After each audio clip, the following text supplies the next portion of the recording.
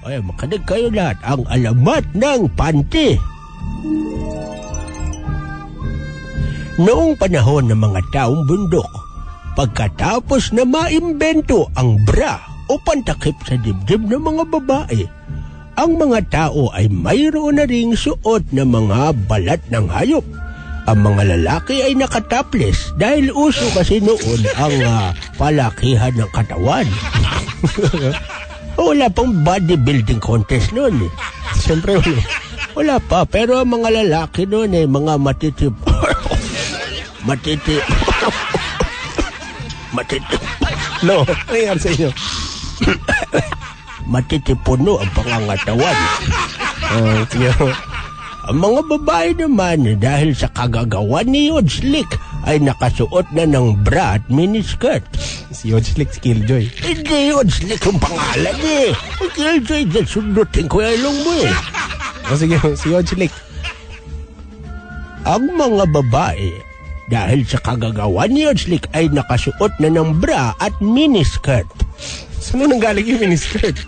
Ano ba? Siyempre wala pa silang makina na pantahi kaya kapirasong balat ng hayop lamang ang naipantatakip nila sa ibabang bahagi ng katawan. Kaya miniskirt lang ang suot ng mga babaeng taong bundok. Wala naman magpalda yung mga yun eh. Malilit lang yung mga piraso ng mga tela nun eh. Sige okay na. Subalit lingid sa kaalaman ng mga lalaking taong bundok, hindi pa rin komportable ang mga babaeng taong bundok sa kanilang suot na bra at miniskirt na gawa sa balat ng hayop, partikular na si Yodslick na siyang inventor ng bra. Napansin kasi niya na masyado siyang giniginaw, lalo na at malakas ang simoy ng hangin at siya ay umaakyat ng puno upang mamitas ng mga prutas. Bakit siya ng puno? Kasi noong panahon ng mga taong bundok, ang mga babae ang opisyal na tagapitas ng prutas sa mga puno. Okay. Tapos nagtataka nga lang si Yodslick dahil sa tuwing siya ay aakyat ng puno para mamitas ng mga prutas, maraming mga lalaki na taong bundok ang nag-aabang sa ibaba. Ano ginagawa nila? Wala, nagbo-volunteer lang na maging tagasalo ng mga prutas na kanyang napipitas. At lahat sila ay nakatingala at nakangiti. Bakit sila nakangiti? Ewan ko, nakangiti sila eh. Tapos sabi ni Yodslick sa kanyang sarili, mukhang may pinagtitripan na naman itong mga ungas na ito Tapos napag-isip-isip ni Yodslick na ang mga mata ng mga lalaki ay nakatuon sa kanyang pang-ibabang bahagi na ipinagkaiba ng babae sa lalaki. Okay.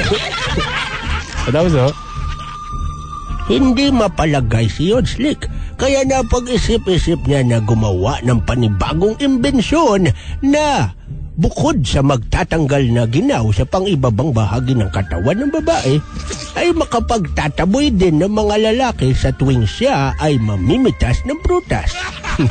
Tapos kumuha siya ng kapirasong balat ng hayop, nilagyan ng tali, at itinapal niya sa pang-ibabang bahagi na pinagkaiba ng babae sa lalaki. Tapos laking gulat niya nang makaramdam ng iba yung ginhawa sa parting iyon ng kanyang katawan. Pagkatapos, umakyat siya muli ng puno para kunwari ay mamimitas ng mga prutas. Nagsilapitan na ang mga lalaki at tumingala. Tapos sa pagkamangha ni Yodslick, nagsialisan ang mga lalaki. Kaya naman dali-daling bumaba ng puno si Yodslick at muling ibinahagi sa ibang babaeng taong bundok ang kanyang bagong imbensyon. At dahil dito, lahat na ng mga babaeng taong bundok ay may suot na pangtapal sa pang-ibabang bahagi na pinagkaiba ng babae sa lalaki.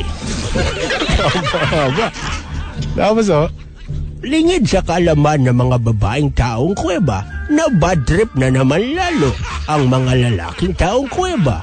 Ito ay sa dahilang tuwing umaakyat ng puno ang mga babae, Puro balat ng hayop ang kanilang nakikita. Sabi ng isa, nakakasa talaga yung si Odslik, no? May bara na nga mga babae. Pati ba naman sightseeing natin sa mga puno, alisin niya? Sabi ng isa, ano ba kasi yung suot nila?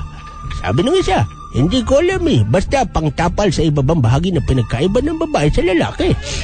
Ano? Tanong ng isa, ang haba naman pangtapal sa ibabang bahagi na pinagkaiba ng babae sa lalaki. Paikliin na lang natin para hindi malaman ng mga babae na yun yung titingnan natin saka pinag-uusapan, di ba? Sabi ng isa, si Kiss Mania, no? Kiss Mania. Manyak yun. Kiss Mania. Sabi ni Kiss Mania, o sige, paiksiin natin yung pangtapal sa ibabang bahagi ng pinagkaiba ng babae sa lalaki. Sabihin na lang natin, pangta. Para hindi halata, di ba? Pangta.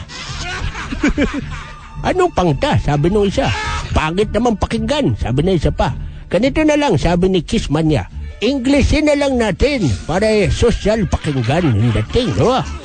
At mula nga noon, ang tawag na sa kapirasong saplot na pangtapal o pantakip sa ibabang bahagi ng pinagkaiba ng babae sa lalaki ay pang-T. Okay. At nang tumagal, ito ay naging panty. Pero hindi pa tapos yan. Hindi pa tapos. Hindi pa tapos eh. Nagkaroon kasi ng mainitang pagtatalo o pagdedebate sa mga historians. Mga historians, nagtalo-talo. Oo, nagtalo sila tungkol din sa alamat ng panty. Dapat daw kasi ang tawag doon ay hindi panty, dapat pangpu. Bakit ito pangpu? Dapat kasi pangpu, sabi ng mga historians. Bakit nga ho? Kasi pangpu dapat dahil pangpuno yung saplot na ginamit nila, di ba? Doon nakuha ni Odslik yung idea ng panty, di ba? Umakyat sila sa puno. Kaya dapat pangpu, hindi pangti. Ay, ano nangyari ho? Napag-desisyonan din ng mga historians na panty na lang kasi doon naman talaga yung tinawag ng mga mga lalaking taong bundok doon sa pantapal sa pang-ibabang bahagi ng babae na pinagkaiba nila sa lalaki.